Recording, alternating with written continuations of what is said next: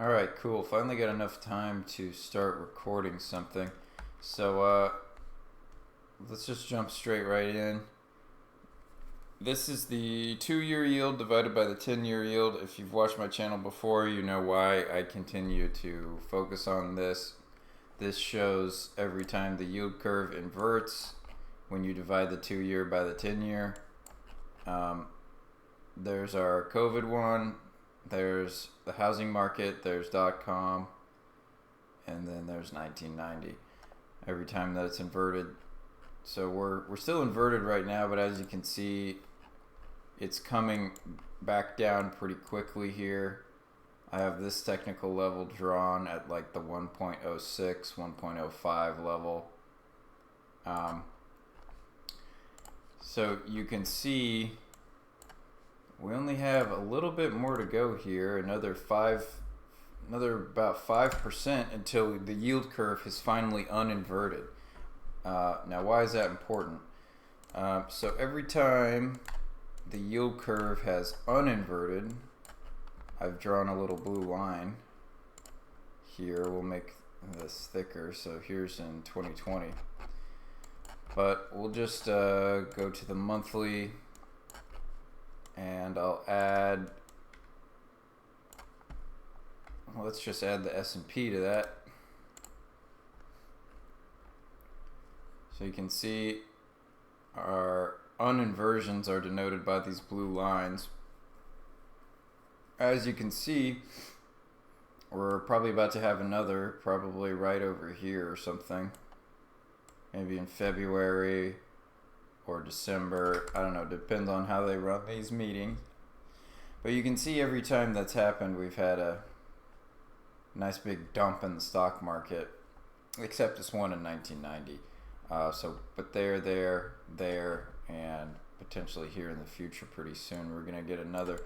You'd be like, oh, well, the market's already going down. The market's already getting destroyed. The VIX is back up. That would all be true, but I'm saying the VIX might spike some more again. Really. So if we look at this, I hate when it's on auto. So here's the VIX. I drew this little inverse head and shoulders pattern that has potential to play out. If we just imagine a bit of a neckline, like right here on this blue line, get rid of this one. This would be your left shoulder. This would be a big head right here, and then we might come in for a right shoulder because this could get sold off, go down, do a candle, and then come back up and do this. You know, or we have good market conditions and it goes back down here. I don't think that's going to happen personally. I think you'll get some sort of bounce, retest, and go higher. Then you'll have this inverse head and shoulders on the volatility measure, and you'll reach back up and do some sort of spike up here, maybe to the 30s, and then we'll know we're dealing with a real market calamity. Let's turn on line so this is easier to see, and we'll get rid of some of these indicators.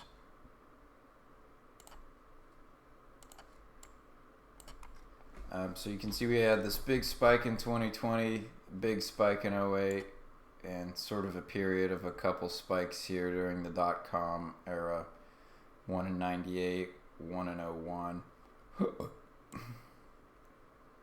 So it's definitely not, you know, just because we've had these big spikes before doesn't mean it's going to happen again. But as you can see, if we take off my little drawing, the VIX is definitely headed back upwards if we just look at on like a line sort of chart. So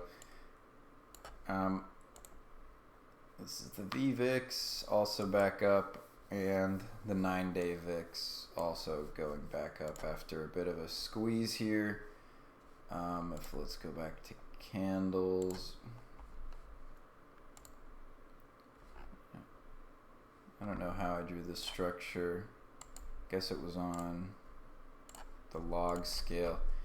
Yeah, so this sort of wedge that was happening here and here we finally did a breakout retest of this bottom right here, and then we went up higher. So if we use our imagination, we could have a left shoulder there, a head here, and then maybe some sort of right shoulder here, and then we have this sort of general move of volatility back up. Not sure what's really going to happen, just giving you some perspective. Obviously, I've been a bear on this channel for pretty much the past year and a half, and that's what I continue to assert, is that the markets are in for trouble as long as the yield curve is still inverted. And as you can see, we're getting pretty close to getting down here to this 1.0 mark. Once we cross this line, it'll be the end game for the stock market, in my opinion. So let's look at the NASDAQ. I like to use Heikin Ashi candles. It's a different calculation, but you can see the momentum of the market a little more precisely when you use candles like that. So this could still be something like this, where you're flagging into support.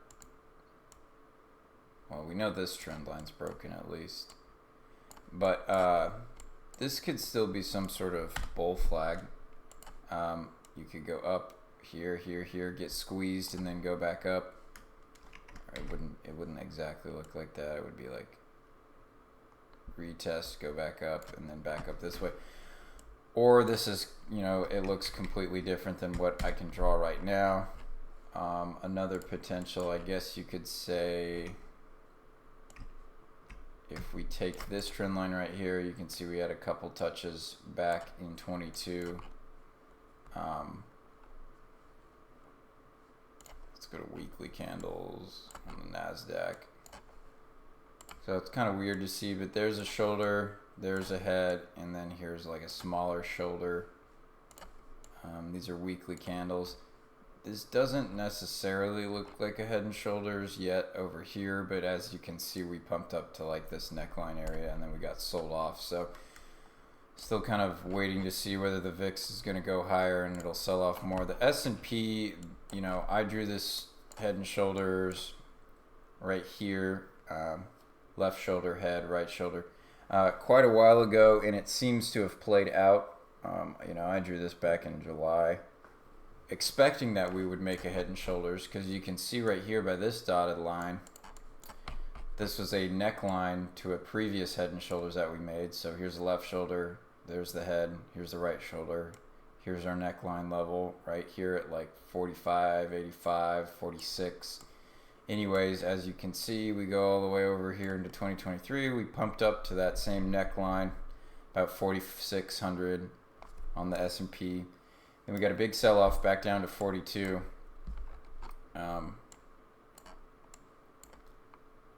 It just doesn't look very good to me. We're quickly erasing all the gains, and we're back to June. Do we go down more and visit where we were in May and April? You can see this trend line right here, this sort of upward channel that we've had going this way. Looks like you may have popped out the channel right here on the S&P, right here. Last times we had a touch and go on this channel, and we went back up, as you can see here. Are we going to get another rally back up this way? I don't know. You seem to may have broken with momentum. Something like this could be in store, or we go down. But I just draw and extrapolate based on these technical levels. That way you can make your own opinions on what you think might happen.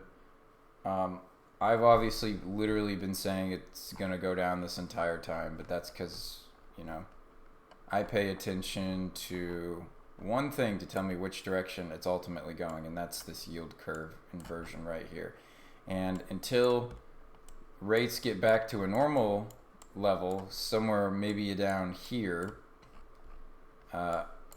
where the yield curve would look normal again, kind of like around in this area, you know, more down here, I think the market is still going to go down. So let's look at, we'll look at Tesla since I haven't talked about it in a while. This chart looks better. You're still within this sort of wedge thing that's pushing upwards. As you can see, I tried to extrapolate a head and shoulders over here. But your shoulder ended up being really weak and you went all the way back down here to about 213. Since then, we've had a mild rally and you're following this trend line upwards. But as you can see, you're probably going to run into some overhead resistance. If you look at our previous head and shoulders that we drew, there's your left shoulder, there's your head, here's your right shoulder. And somewhere in here where these dashed lines are would be your neckline.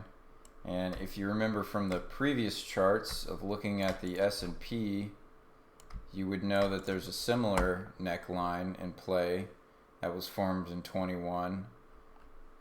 So, you know, on the S&P, the little rising wedge thing, channel thing, already, you know, shit out the side here. You know, I'm not saying you can go back in this channel and go up further, but it looks like it may have really slipped out here. So let's go compare it to Tesla.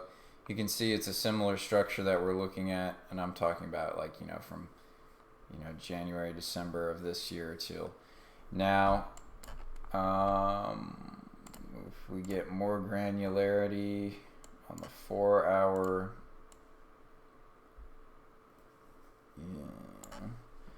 yeah, this doesn't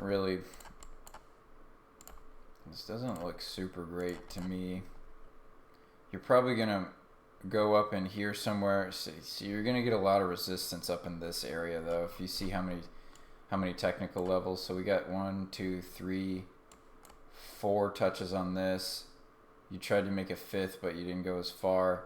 So, you know, this line's acting as resistance. This one is resistance, but you know, these would be support.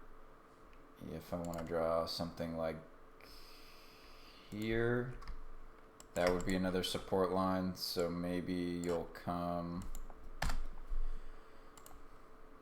You can see you're trying to move up along this trend line right now. So, you know, maybe it'll keep going up. Maybe you'll spill out and do one of these and then spill out even more. Maybe you'll come over here and then go back up. It's just to show you what the potential possibilities are based on what my charts are saying. If I could say, let's go to a larger time frame and look at the monthly. If we look at the monthly, this kind of looks more like a double top to me almost, or a blow off top. Oh, this almost looks even more clear if we look on the monthly. That could be another shoulder, a head, and a shoulder around a previous neckline. So we could be looking at an even bigger head and shoulders nested within this original head and shoulders. So we have left shoulder, head, right shoulder, potentially. And, you know, these play to the downside if it's a head and shoulders pattern. So we got this OG trend line going back to 10, 11. You know, I wouldn't be surprised if you came down here and touch it, and if it was a legitimate market crash. You know what I'm saying? If we get a super big crash like we have here, here, and here, when this happens again, then yeah, Tesla back down to friggin' $70, or, you know, some of these legacy levels down here, maybe 25, 100. There's a lot of different technical levels I could draw. Maybe you'll bounce on this thing and get down to like 100 over here. There's a lot of ways interpreting the data, but like if we look, like some of these stocks are still crashing already. Like here's Verizon. Here since, you know, 2020 COVID era, you know, this thing's been in free fall for the better part of 3 years, 2-3 years here. Same thing with AT&T. and it's just continuing to go lower, which is pretty insane that we are now getting lower on AT&T than we saw in the wake of the dot-com crash and the financial housing markets crash. So that's pretty crazy to me that we're on some of these stocks we're going even lower. Some are still doing really well, like Meta. Meta had this huge bounce here. But you gotta realize, right here in 2020, they printed a bunch of free money. So a lot of the free money inflated the value of these stocks, inflated a lot of their shares. So let's move on to gold and silver. What time am I at? How long have I been? Okay, 15 minutes. Okay, not bad. All right, so here's gold. As you can see, not great looking monthly candles. That's a big red candle right there.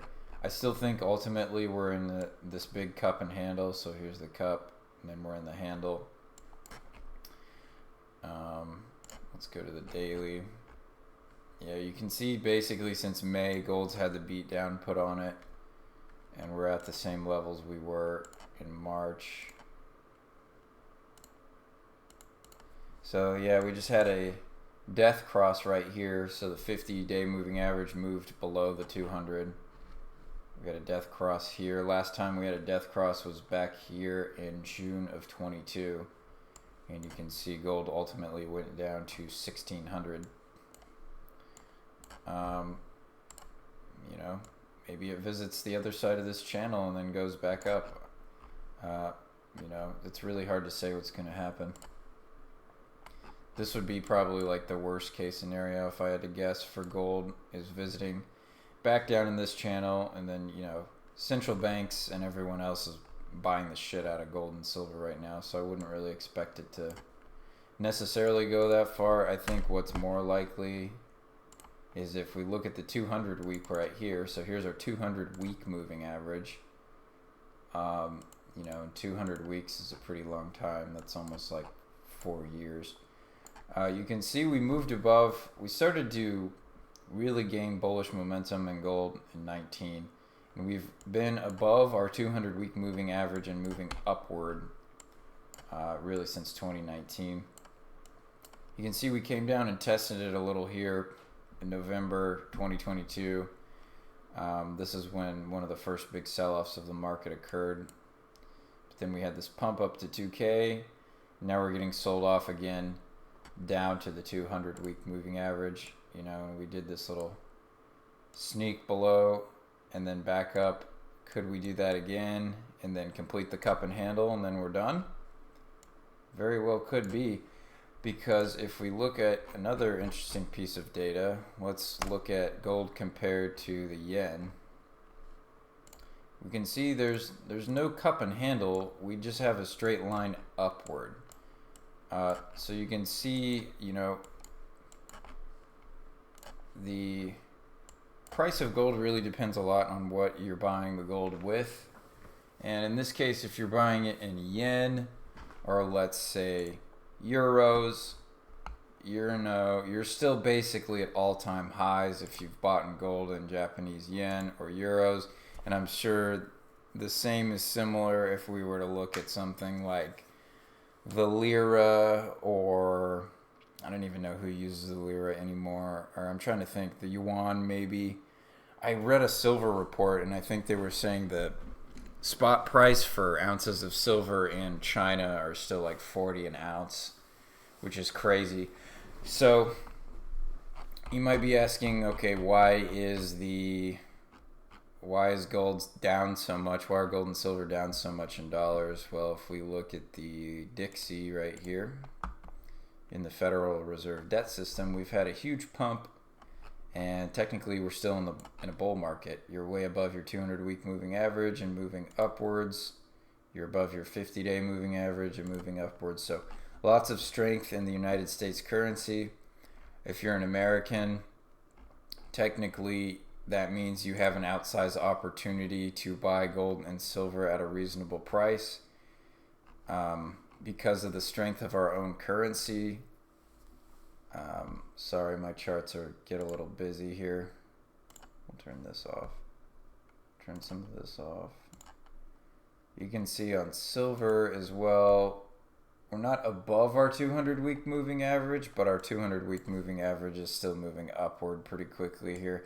So we've had a couple dips below here in 2020, 2022, 2023. Is this just not another look below and move back up? It's really hard to say.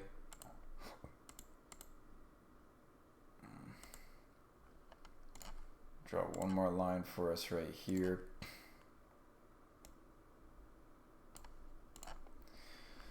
So lots of things to think about. You know, if you're buying silver or gold in any other currency pretty much than the dollar, you know, you're still buying at all-time highs. You can see there's silver's sort of cup and handle pattern, and this just more almost looks like just like a cup. I guess this would be the handle. It just looks so much different in every other currency. Yeah, but if we look at, if you're trying to buy gold or precious metals in another currency, so here's the cup and handle on silver. You can see it looks a lot healthier compared to the euro. Let's move this back up here. Yeah, if we look at it compared to the euro instead of the dollar, so there's the dollar, you can see our handle is much lower than the height of this cup. If you look at the euro, the handle's a lot higher compared to the very high point of this. I'm sorry if that's not making sense, but you can see here, okay. Ultimate high of silver against the euro, we're down 38%. If we look at it compared to dollars, and we take today's price, we're down 50%. So basically that's telling me, you know, in a nutshell, over the past decade, you know, the dollar's done 20% better than the euro when you're buying silver. So you're getting more for your money if you use dollars. I don't think that's going to be the case forever, for sure. I mean, I think the Fed is inflating the dollar's purchasing power very quickly. But you got to realize, even though they've been inflating the dollar, the yield on U.S. Treasuries is really high. And, you know, the euro-dollar system is still working strong, so the demand for the dollar in general, when you can get a 5.5% yield, and it's, you know, still technically the world's reserve currency, okay, well, those are reasons why you can buy more silver or gold if you're using dollars than if you're using yen or euros. It's just a better currency, even though it's been inflated out of the fucking ass, you know. Here's the money supply. Let's look at M2. Let's delete this. So yeah, we've had a tiny little bit of deflation here, and that's supposed to make us feel comfortable after they've been doing this since, you know, 1959. So yeah, the dollar is inflationary, but because because a lot of these banks and central banks still use U.S. Treasuries and blah, blah, blah, the dollar is spiking again. Because think about it. You just gave a bunch away for free in 2020, and then after you gave it away for free, you said, okay, we're gonna take 5% of the total, 4% of the total away. So that actually causes deflation, which in turn increases the need for dollars. Okay, so if we look right here, here's really when the inflation started right there.